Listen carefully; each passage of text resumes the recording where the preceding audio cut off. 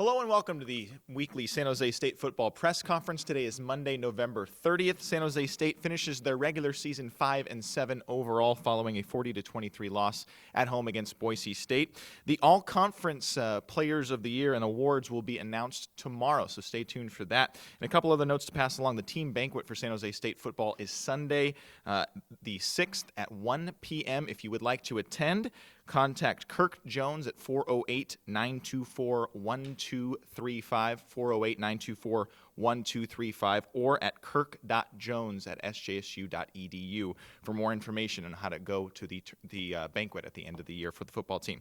Let's welcome in San Jose State head coach Ron Caragher.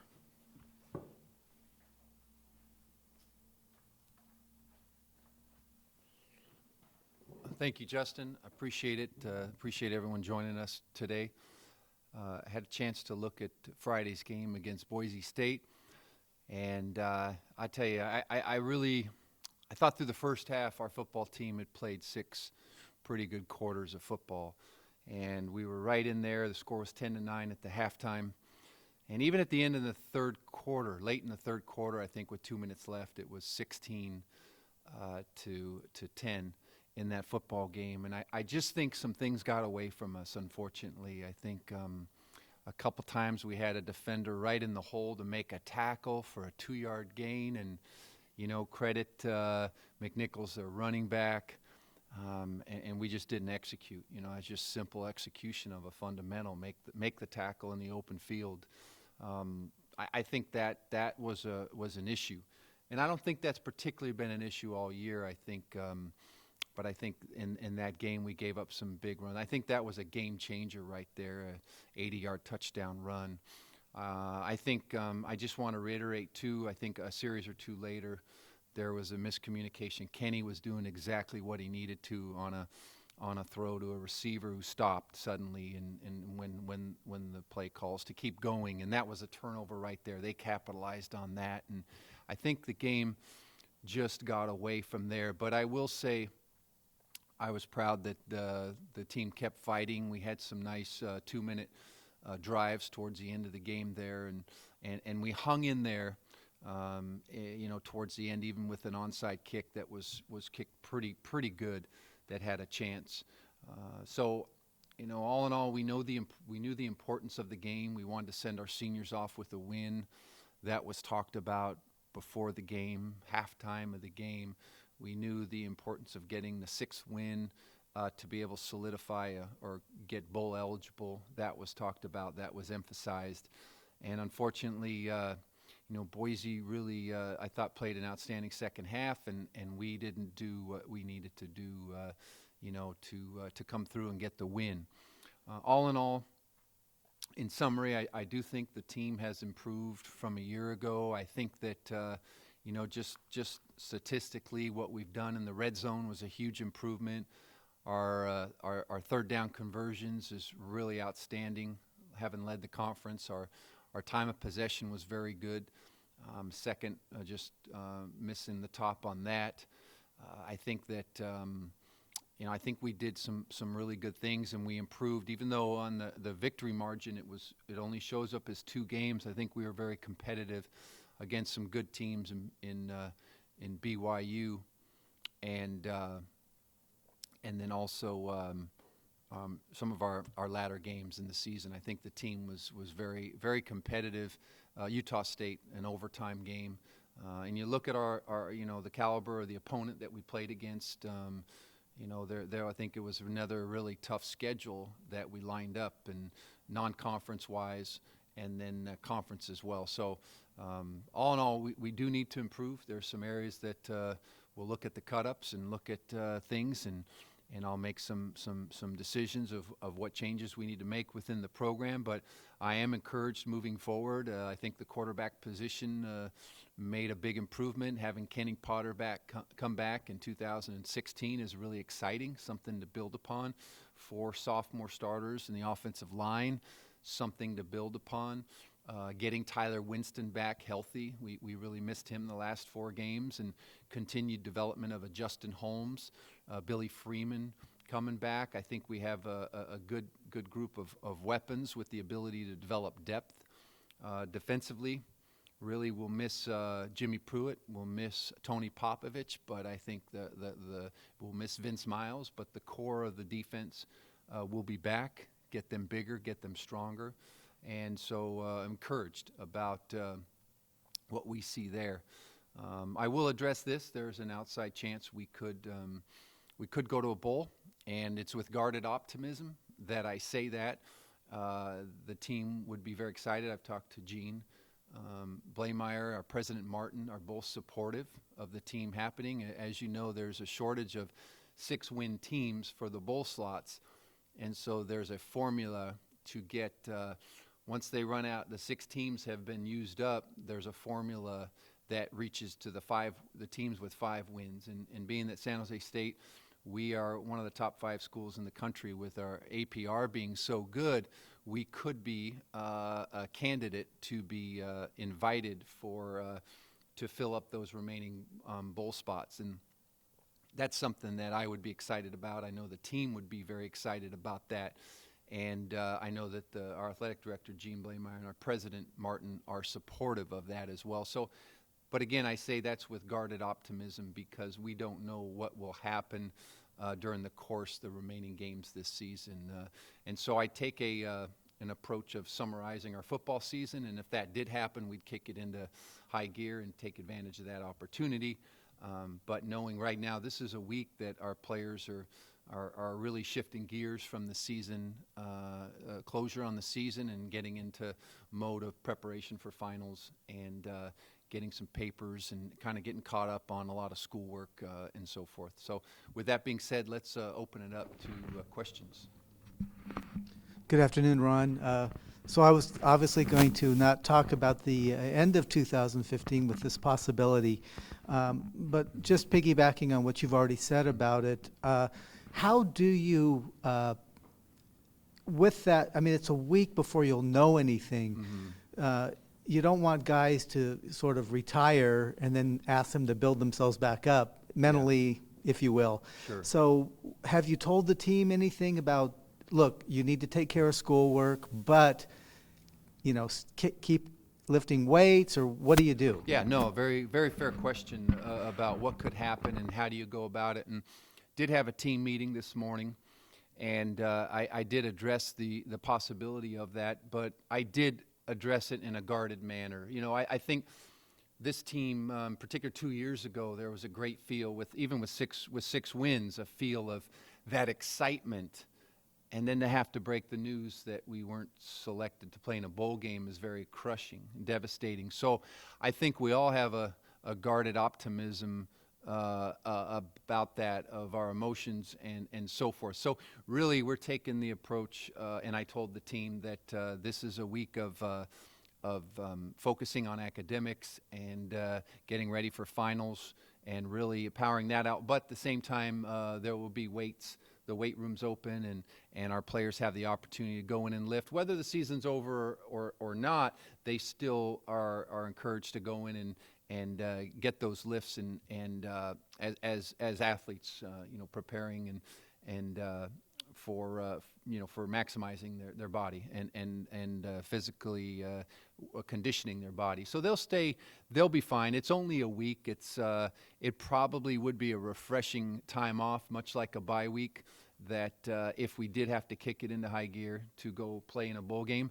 but one that I'm confident that the energy, the excitement, the enthusiasm would really propel the team forward through whatever time was missed would be made up in a short period of time. So I really feel comfortable with that approach, and if that opportunity presents itself, I know that our players would love to take advantage and would do what we need to do to be prepared to play in a game.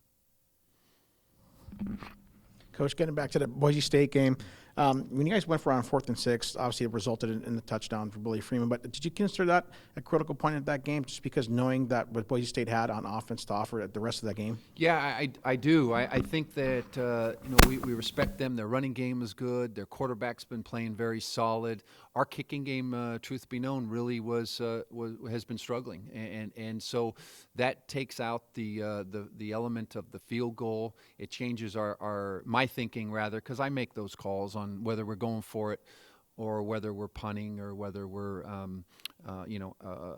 what our strategy is. And so I felt like where the ball was positioned, I felt like 4th and 6, we've got to be productive, putting some points on the board. And all in all, it turned out pretty good. It could have put our defense in somewhat of a tough position, having just crossed over midfield. But it does go to show you our belief, my belief in Kenny Potter as a quarterback, as a leader, and what I think he can do. And he did a really nice job. He stepped up in the pocket and, threw a strike to Billy Freeman, who evaded a defender and scored a touchdown. So it was good to see. And I will address this. I think very encouraging from that game, our 4th down production was very good. I think we were 4 for 4 on 4th down attempts, and 4th down hadn't been so stellar for us coming into the game. So it was nice to be 100% on the 4th down attempts.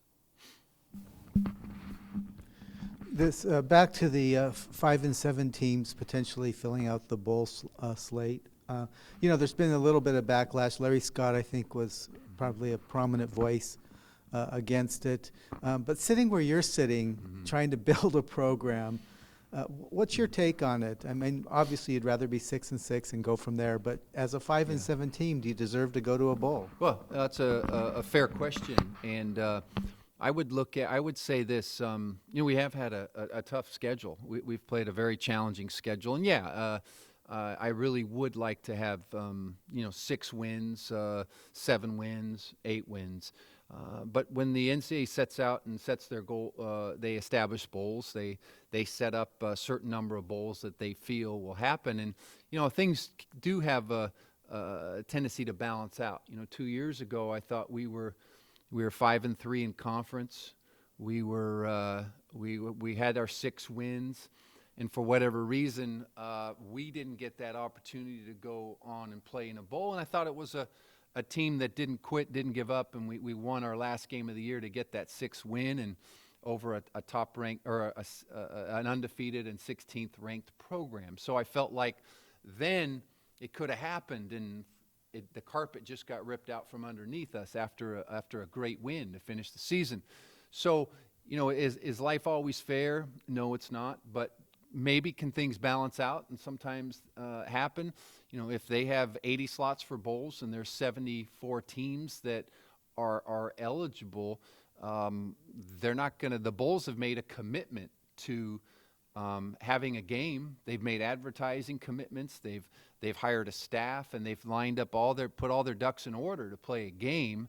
And so I think the right thing to do, so the bowl doesn't suffer and the fans and so forth, the right thing to do is to have the game. And if there aren't enough 6 teams, now go down to the 5-win teams and pick a way that's fair to pick those teams of the 5-win teams. And I love it that they are going to something beyond the playing field of APR, which if that's such an important statistic, which the Emphasize has really dialed that up and amped that up in the last 5 or 10 years, bringing that element into it is a nice gesture of, what, you guys were on the cusp of a bowl and your academic progress rate is outstanding.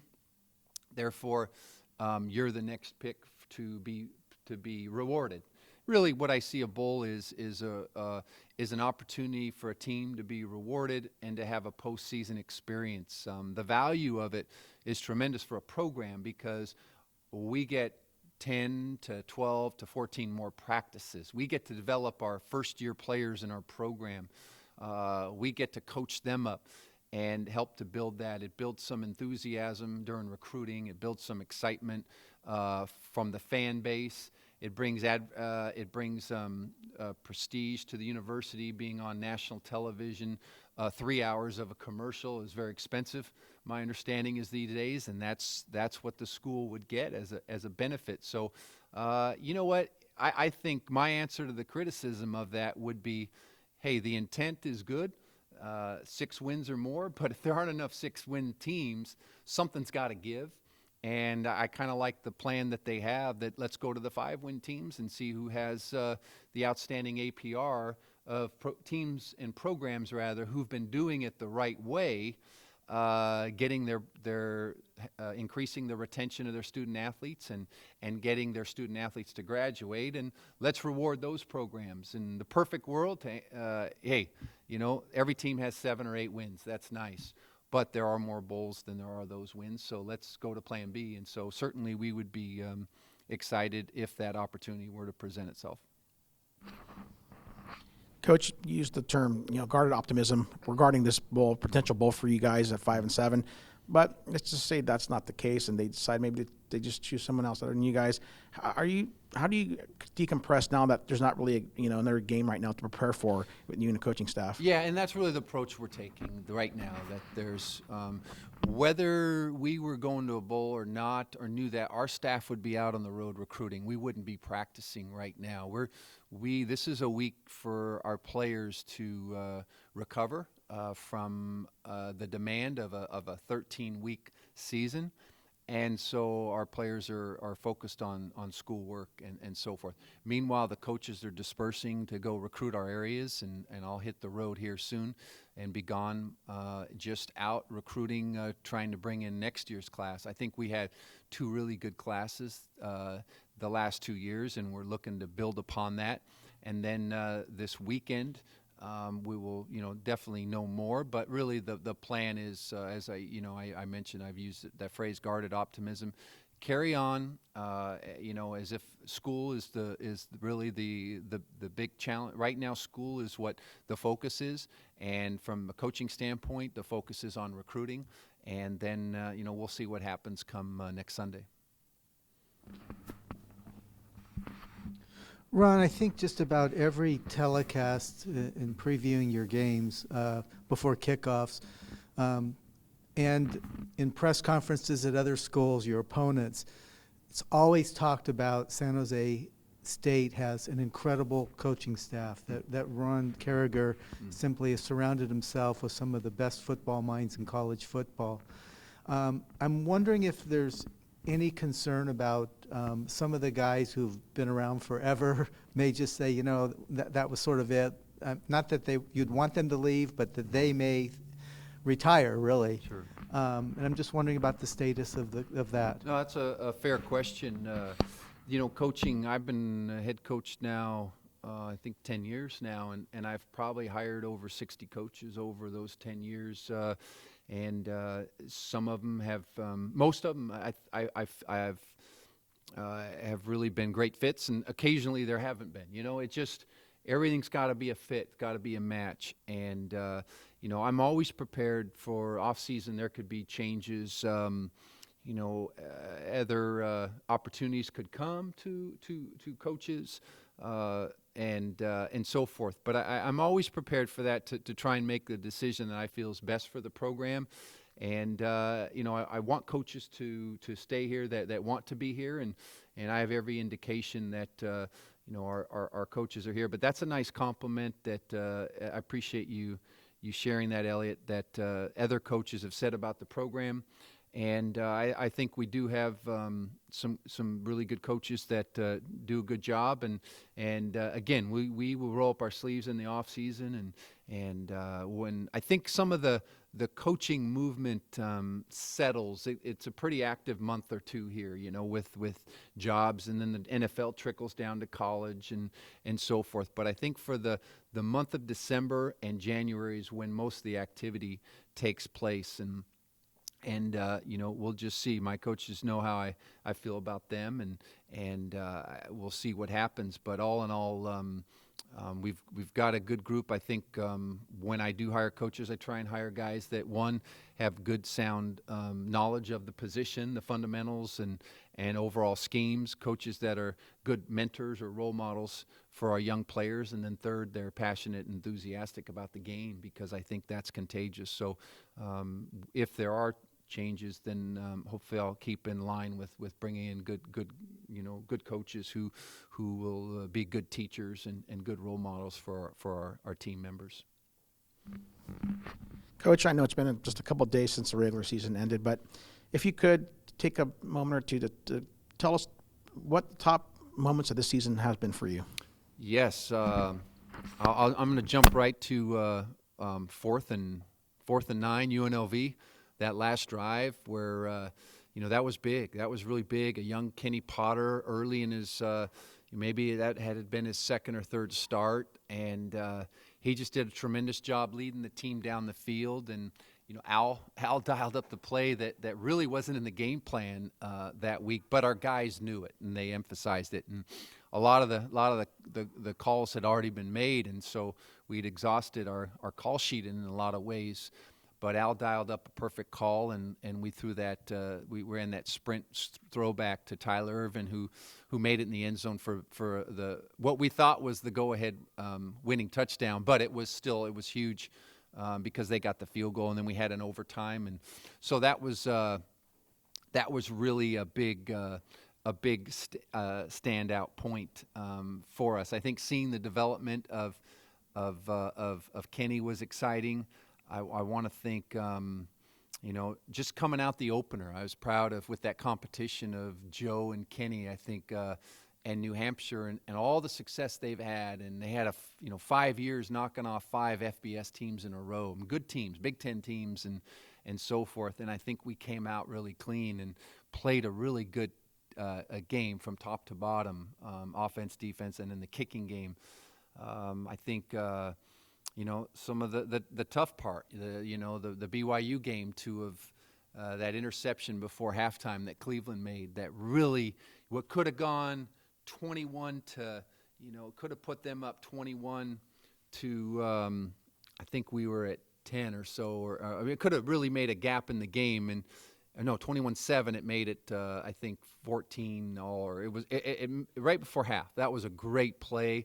I think the sidelines were excited, were energetic, all that stuff. Corvallis, boy, we came out the gate fast up there and played really good first half. And the second half, it got away, but I was really encouraged with that. So, there were a lot of fun moments, a lot of learning moments. But I think really what I'm proud of, what stands out, and I'll conclude with this, is we had 2 tough losses back to back between BYU and Utah State, and I think the attitude of the team, they didn't throw it in. I mean, those losses can take its toll. You can have a hangover through the entire week, and I think our players kept it together, and we found a way to dig down deep and take a long trip to Hawaii, and we got a huge win back there, and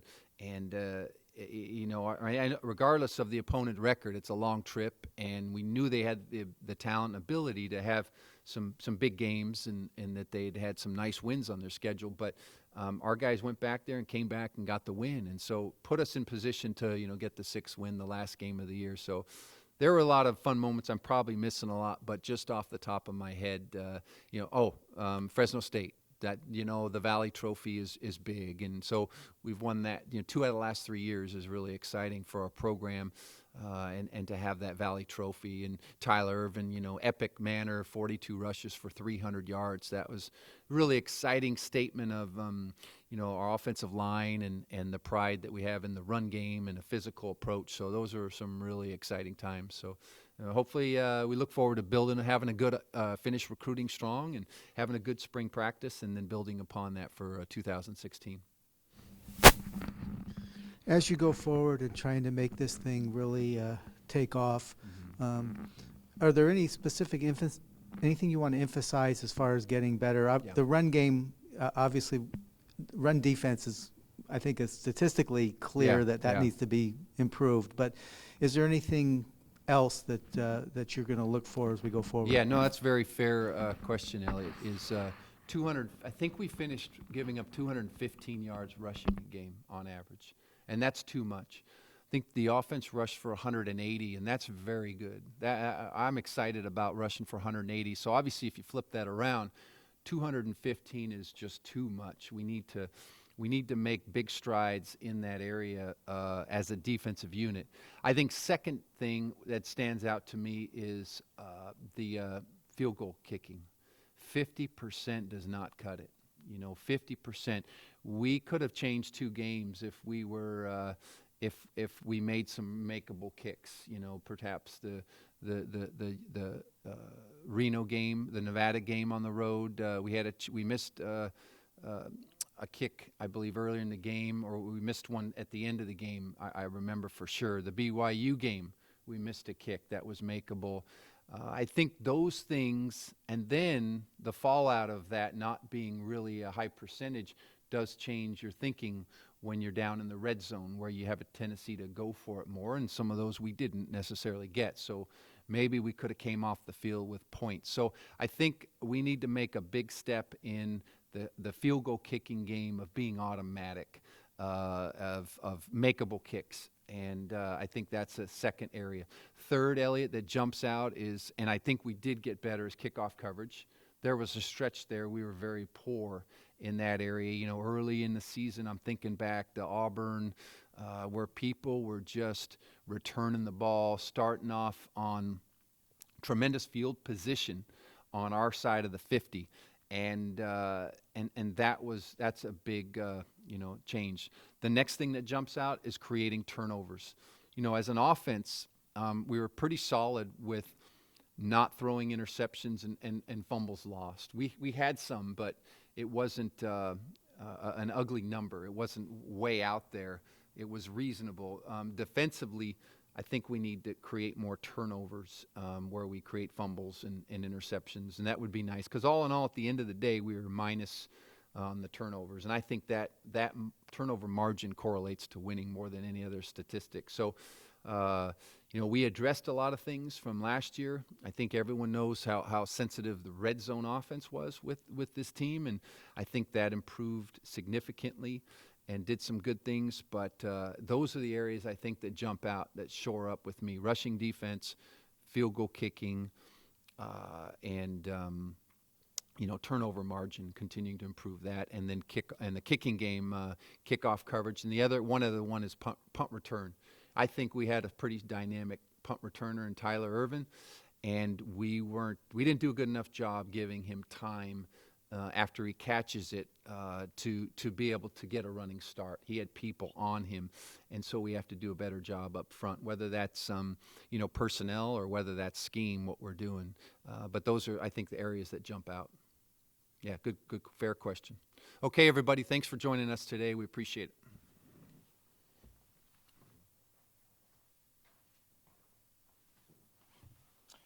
All right, that does it for this week's press conference. Once again, if you would like to join the San Jose State football team for the end-of-the-year banquet, that is this Sunday, December 6th at 1 o'clock, you can contact Kirk Jones for more information on how to attend, 408-924-1235, or kirk.jones@sjsu.edu. We talked about the 5-7 possibility of a bowl, so keep your eye on sjsuspartans.com for all the details. Thanks for watching this week, and we'll see you next time.